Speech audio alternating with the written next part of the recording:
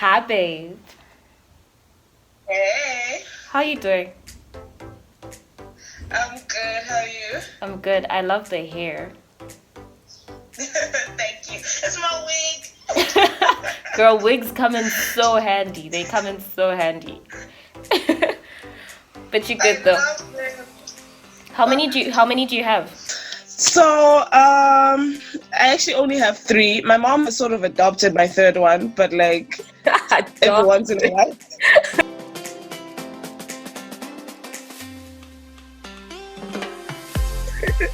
Yeah, Yeah. thank you so much, babe. I won't take too much of your time. I just want to have a quick chat with you about basically everything that you're doing, who Mpumi is, what you're doing, your poetry, your writing, because I'm very keen on finding out about that. But before I jump into my questions, please tell my very lovely viewers on my channel who you are and what you do.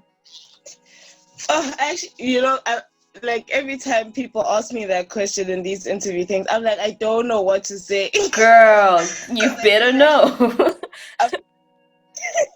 I know who I am, but it's like, how do you tell people in 2 seconds? Like, Hmm. so, yeah, like, especially because I found myself in so many spaces throughout my life. So it's just like, I am all those things and more other Yeah. things that other parts of myself that I haven't explored.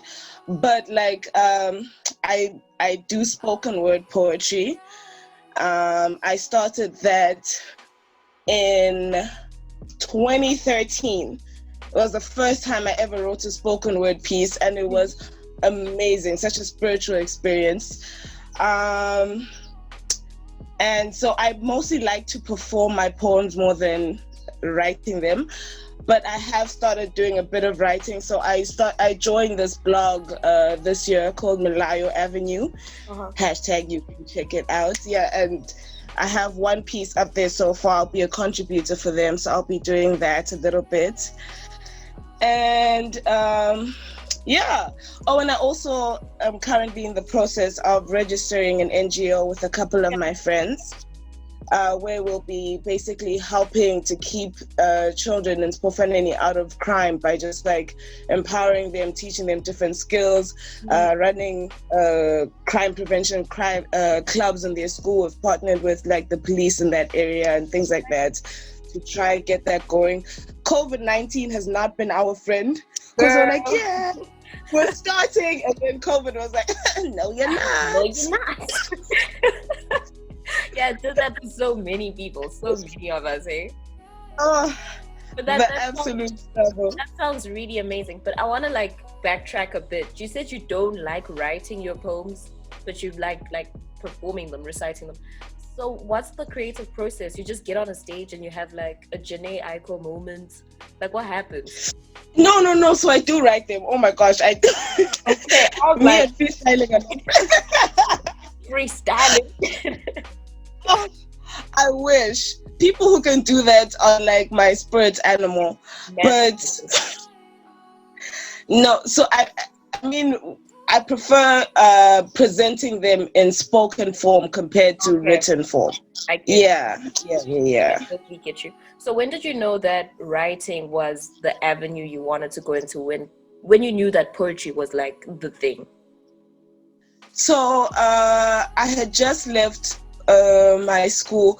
I was in Mananga College at the time when it was shutting down. Oh, So sorry, you're part of that generation. Sorry. I was in my like I was in grade 11. So it's like most schools don't take you when you get to Mm, grade 12. So we yeah, had like if when the grade 11 class we were like we have to leave because if you don't leave it means you yeah, have to repeat grade 11 because most schools wouldn't take you yeah, in yeah. grade 12. So I left Mananga and I was moving to a school in South Africa, and because our timetables didn't align, like I had an extended break because I couldn't join them immediately. Mhm. Like we were having break, they were writing exams, so I had to wait a bit for them to start again, for Mhm. their next term to start. And I was sitting there. My mom kept telling me to study. was not doing that. But then, so my brother sees me and he sees that, like, okay, most of my other friends are back in school and I'm just like there. Yeah. So he came, what's this called? Def Jam Poetry. Russell Simmons presents Def Jam Poetry and he's like, yo, Mpumi, check this out. Because at that time, I used to write poems and things, but like not seriously. Yeah, it was like hobby nyana. Yeah, like that was the first time I ever saw spoken word poetry, and like, oh, I went through the whole 6 seasons. Like I binge watched 6 seasons in one day. What? Just like, oh. I know the feeling though. I really do. Yeah. And so that the next day, I was like, okay, let me study. Did you though? The paper I was supposed to write my notes and turn into the first spoken word, like the first poem I ever wrote with the intention of doing spoken word poetry. And then when I went to the new school, I heard, like, I was there just a week and I heard they were having like a talent show. And it's like, I have a poem and this poem was written for a stage. So I was like, sign me up. It was the most crazy thing ever because like I'm usually like I'm a lot more shy in my everyday life, but there I was like, yeah, sign me up. After I signed up, I was the most scared human being ever. Like I was shaking, having the sweats, like, oh my gosh, what did I do?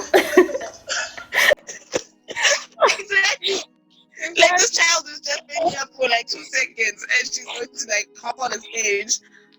But I'm really glad I did, because that moment when I actually got on the stage, as much as I was shivering and shaking and like my knees felt like they were going to fall from beneath me, like, you know, when you just feel like you just encounter purpose. Yeah.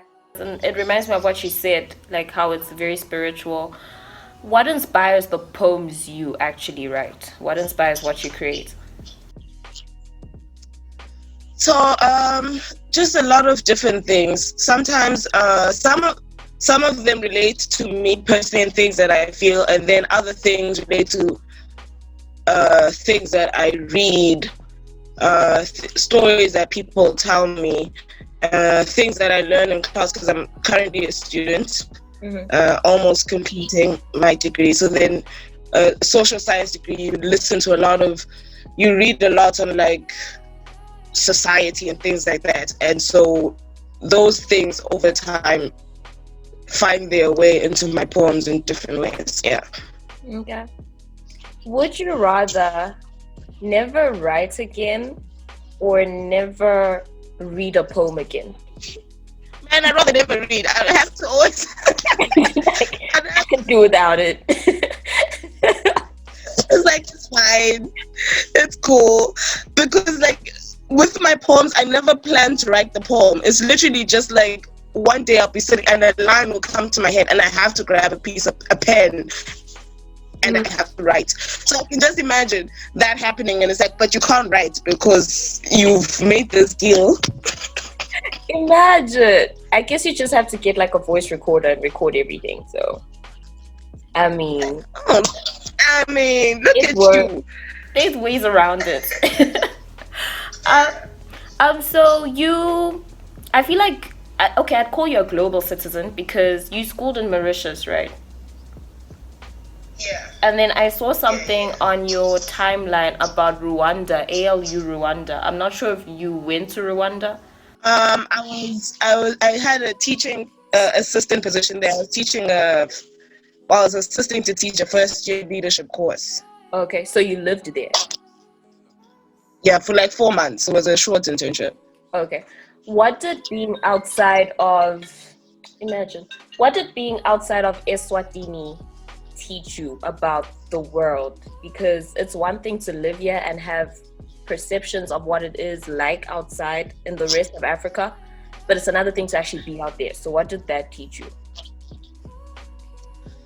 So I think it just comes down to like what inspired me to go out there in the first place. So the new school that I went to was in South Africa, and I think that was the first time I ever encountered racism to that extent. You know, because here in Swaziland has its race. I think being in South Africa showed me what the racism in Swaziland looked like, you know. But then it was different because it's different to visit South Africa and then to stay in South Africa. You know, I realized that there's a difference between when you're visiting a place and when you actually live in that place. The things that you become more aware of when you're actually in that space. And a lot of the students would always like ask me such weird questions about Swaziland, like, oh my gosh, like in Swaziland you guys have this. And I'd look at them like, why? Like, we are your neighbor. How do you not know? Next door. Like, educate yourself.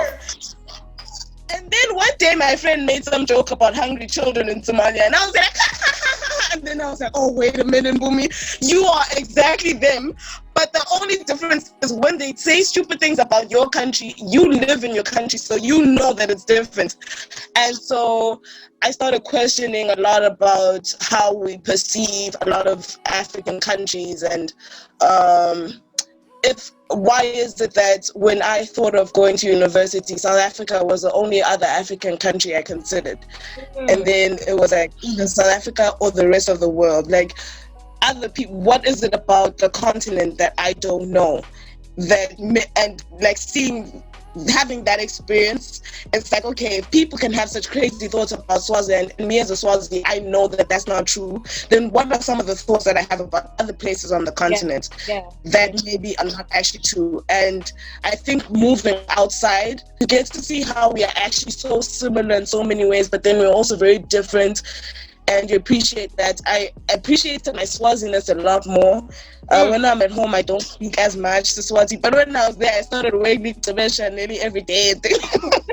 Like, even the small things. Like, in South Africa, I could get pap if I needed pap. When I was in Mauritius, there was no pap.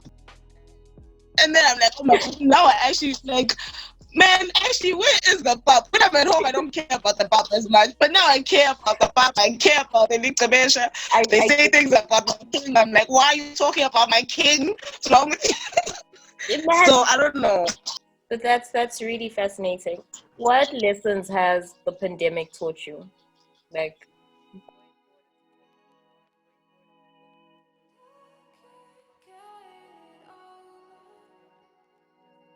so in 2018, I'd actually been in a very bad car accident. And so I had to like stop school from like 2018. So the accident was in May. And then January 2020 was when I was supposed to go back, right? Meaning that from half of 2018, the whole of 2019, I was at home, you know, in and out of hospitals. It was like, oh my gosh, you know. And then when the virus hit and we had to come back home and start learning, it was like, oh my gosh, like, okay, so my education is going to be disrupted for the second time. Again, you know. And so it had to teach me a lot of patience. Things don't always work out the way that you would think that they would, you know. And and that even with all these weird things, like a lot of good things can come out of it. Like, it's just about where you're at mentally and just being a little bit more patient with yourself. These are lessons that I am in the process of learning and things that I've seen. Yeah, if that makes sense. Yeah, it does. What's your favorite poem? Like, your all-time favorite. If you had to perform one last poem forever from your anthology, what would it be? Probably I Love My Hips. Yeah. What's the story behind it?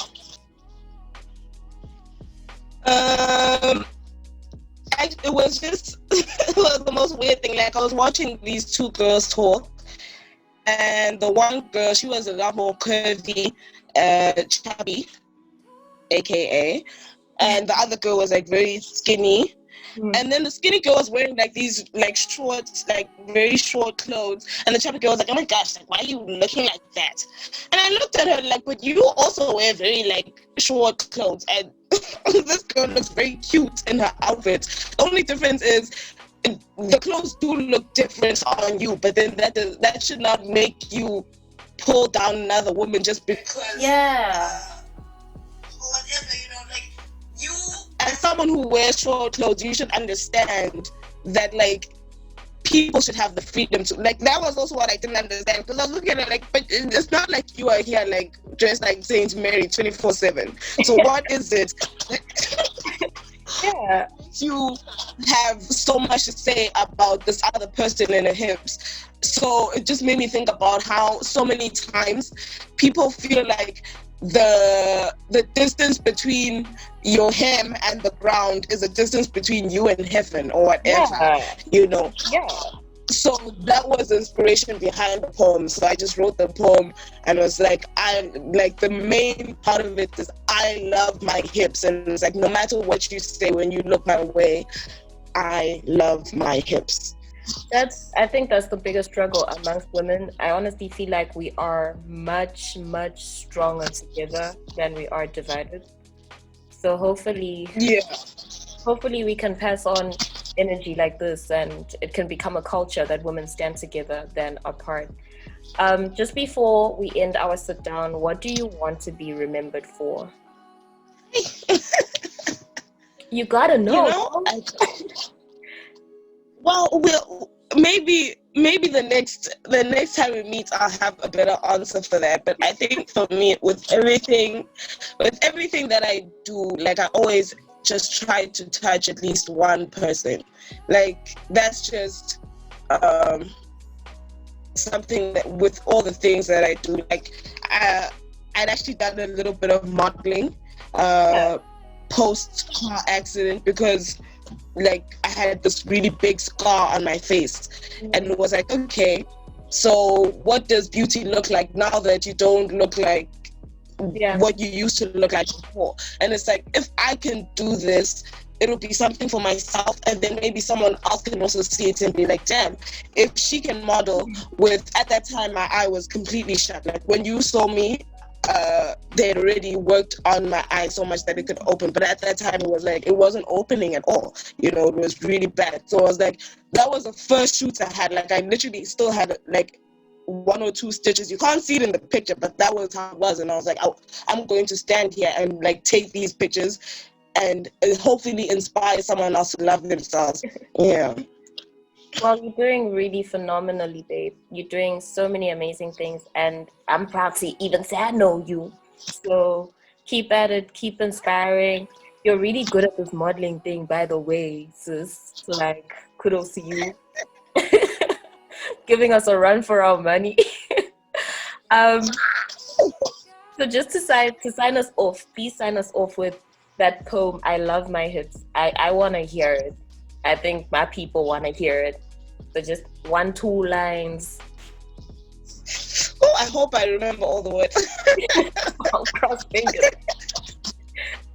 After many years of women being objectified and told they should look a certain way to be viewed a certain way, I decided to write this poem. I love my hips.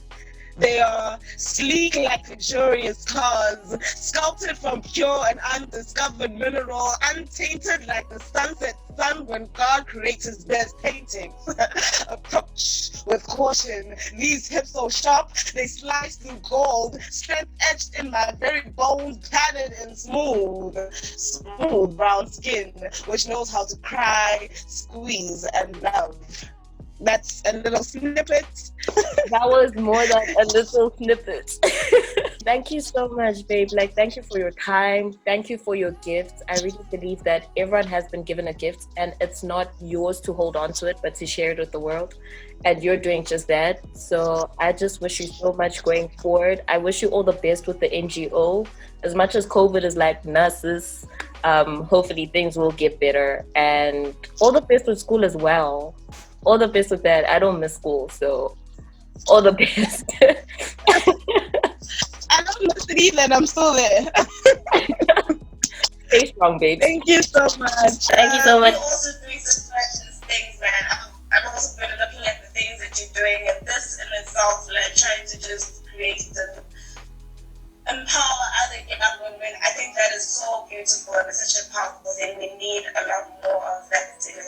just the world over. So yeah, power to you too. Thanks. Power to us. And happy Women's Month, babe. I hope you'll enjoy the rest of your day. Thank you too. Bye.